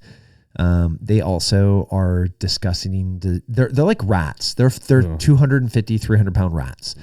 They eat everything and anything. So like they'll have, maggots like hanging off of a wound on their side, and like their stomach will be partially open, and the other pigs are trying to eat this other pig whose guts are hanging out. And you're like, you guys are gross. You're just gross. I was trying to explain that to, I was just with a bunch of friends, and this girl was getting so upset. I was telling her, I was like, you don't understand. They destroy farms. 25% of all agriculture in Texas is lost. So if I have 100 acres, I'm losing 25 acres to pigs. If I make $1 million, I'm losing $250,000 in loss to pigs. Like you as a businessman, if I'm like, hey, here's your revenue, I'm just going to take 25% off the top. How does that work for you? Okay, but that is you as an entrepreneur. As a farmer, we're talking like 5-6% margins. So like you're in the hole. Boom. There's no coming back from it. There's nothing that you can do. You're already barely making it every single season. Like pray to God that you have good weather, and then you don't. And then pigs come in, you seed, you plant, and they fuck you up. Yeah. And even though we can kill them from helicopters, we can poison them, we can blow them up, we can shoot them with machine guns, we have not made a dent. We haven't even made a dent in how fast they reproduce. Yeah. It's so anytime that anybody's like, you should do this, like, you're ignorant. You should stop. You're speaking on things you don't know about. Yeah. Cool. Oh, you're from San Francisco? Yeah. Oh, fascinating. Please tell me more about the complex. Yeah. How much you really care. Yeah.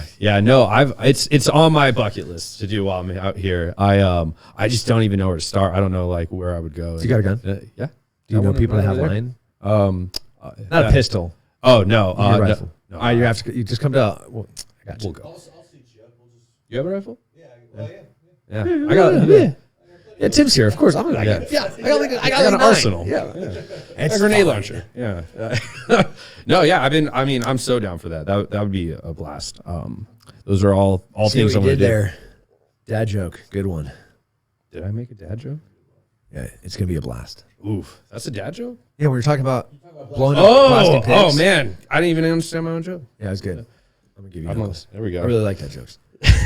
I love dad jokes. There's that one page that it's like all dad jokes. Yeah, it's great. It's literally at dad jokes. Yeah. And it's amazing. Zachary Levi, he's always posting them on his story, and I think it's so funny. Like they're the best. They are the best. They're some of them are really. Humor. Yeah. I'll like read them out loud to my daughters. I have 2 daughters in college, and they don't get them. And they like read them again. They're like, that's not funny. Yeah. I'm like, no, you not getting it is what was really funny. Yeah. And now that you got it, you're embarrassed that you didn't get it. So it took the funny out of it. But had you got it the first time, it is so funny. And you're funny. My dad's a walking dad joke. Nice. It's all the time. Everywhere we go, he's always dropping them, and I don't even get them half the time because their dad jokes appear. Yeah. Good ones are they really walk the razor edge of is that a joke or is that just not funny? Yeah. So you got anything exciting coming up? Oh, man. I mean, you are a crazy busy man. So yeah, headquarters launches February 26th. Gym opens February 28th. March 4th, we have the opening, our first open house at our school at Apogee Cedar Park.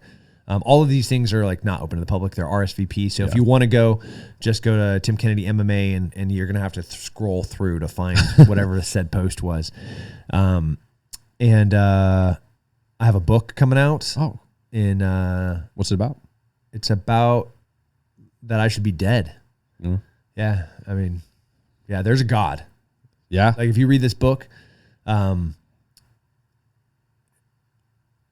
I respect every atheist on the planet, and whether you believe in any form of faith or not, when you read this book, you're like, this is impossible to have happened to one person without divine intervention. Like the number of times that I should be dead, I mean, like to whack it. I mean, like it is insane. Being a 22-year-old kid, taking all my clothes off, when I have a few girls pregnant, none of which are the woman that I'm with. I also think that I have AIDS. And I get into the Pacific Ocean in Morro Bay, California, and I start swimming west into the fog. And I'm like 2 miles out in the fog. And Morro Bay is cold. I'm not sure if I've never been out there. No, the water's cold. Well, you've driven past it if you drove down one. My pecker, is like this big. It's cold. And there's no rational or logical reason of how I did not go into that drink. Blowing up in Afghanistan, everybody around me dying, me crawling on my belly trying to find bullets, walking up to a door and having machine gun rounds just shred it. Obviously fighting for 17 years for world titles. And it's not the fights that are dangerous, it's the lifestyle that's being a fighter. And so when you put this all into one thing, a dad that stole planes full of cocaine from Pablo Escobar and then had his 8-year-old son go into parking lots to break into a yellow Camaro to figure out who that drug dealer was. Like this was my life, and it's unreal. So the book is about failure. The book is about like struggle. We talked a lot about failure. Yeah, it's important. It is so important, and as I think we've been in an era of authors writing like these self-ejaculating bravado books of like, dude, I'm this badass. You're going to read this book and be like, this is the dumbest motherfucker that whatever saved his life. I want some of that. And some people hopefully will take away that it's hard work. Some people will take away that it's discipline. Some people will take away that it's God. Some people would be like, I don't know, but what a story. No, those are great. I'm super excited to read it. When does it come out? Publishing delays. They can't get paper or ink. So it was May 24th. So we're going to get pushed to the right. This is like super, like we're 2 days into finding out as we're getting pushed to the right 2 days. So June. Just 10th. June. Yeah, June 10th. We'll look at June. Yeah, it's like you can get it right now everywhere books are sold. Barnes and Noble, Amazon, half price books. No online options too. Like, there's like ebooks. Yeah. And then after that book is released, the audiobook will come out like a few months later. But like reading it in black and white it's crazy. It's called Scars and Stripes. Oh, that's a great name. Yeah, a lot of scars. I was with Rory McDonald yesterday. You know who he is, the Red King. He fought in the UFC welterweight champion. That name sounds familiar. Yeah, he's pretty badass. He's really rad. He comes to Austin all the time. Great dude. And I was looking at his nose, and I was like, "Your nose is jacked up." He's like, "Your nose is jacked up," and I was like, "The same dude jacked up our nose." Yeah. So we took a photo together, and I was like, "Question trivia to Instagram: what does Rory and Tim Kennedy's nose have in common?" And they're like, Robbie Lawler fucked your nose up. I was like, that's right. Yeah, that guy's a brawler, man. I always appreciated not just his ability to just throw down, but how humble and respectful he was. He's one of my favorite fighters ever. Yeah, he's great. And so, except when he hits me with an uppercut. I tell you what, I got a lot of respect for fighters. I got even more respect for you. I think what you've done and what you're doing is great, and I'm super excited to have met you. And pleasure, and all the cool things I know. Like I said in the beginning, I was pestering the fuck out of you. This is why I was super excited. You know, I really wanted to create value with what I'm doing and have some of the best people that have the knowledge, and the experience was a big thing too. Cause like I said, I meet a lot of people that act like they know everything, but they don't. Yeah. And I don't know nothing, so I'm still figuring it out. But you've had the life lessons, the failures, you know, which is a super important part of just life. And you know, I'm grateful that you came on, and look forward to doing more fun stuff with you. Absolutely. So, go kill some pigs. So wait, before we close it out, where can people find you at? Tim Kennedy MMA is all the socials, you know, Twitter, Instagram. I mean, all of them. Weeme, Parlor, YouTube, Facebook, and then or come to Austin, Texas, and find me on the mats, because I'm on all of them. You know, and that's an open school though, right? They don't have to be on a wait list to come and just sign up. Man, I think so. We launched 48 hours ago, and we had like 200 and something people open accounts. That's wild. So like, yeah, I think you're gonna like go online and sign up. Yeah, go to gracehumata.cedarpark.com and sign up. I'm sure we'll have some attrition, you know, but like I'll put all the links on all the stuff that we put these on too, and we'll make sure to get it out there. Yeah. You know, I like the sound of these are great microphones. Hello. Yeah, dude. Thanks, my brother. You know, I had a lot of support from friends and family when I got this idea, and you know, it was my brother in the beginning.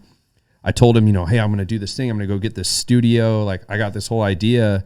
And he's a musician. You know, the opening song for this show is him playing on all the instruments. Sounds awesome. He, I didn't know what to buy. Like, I didn't know the tech stuff. And then he just sends me a screenshot, and he had got me all this stuff and just said, pay me back whenever. Dude. Like, I just want to see it. And then when I initially started trying to schedule guests, I had to wait for some equipment. Or I had to wait to get money to get the equipment. Yeah. And he kept pestering, when does this show get started? When's this? I go, you know, I got to get like another sponsor or something to afford this stuff. And then he just sent me a screenshot. It's on its way. Just get this shit going. And that's awesome. Yeah. So that's how I got this. And yeah, these things are great. He did not, you know, he wanted the top quality. That's what I'm saying. So yeah, we'll, no, I guess we can wrap it up on that note on good old Jordan shout out. So appreciate you coming out, man. Yeah, thanks for having me. I'll talk to you soon.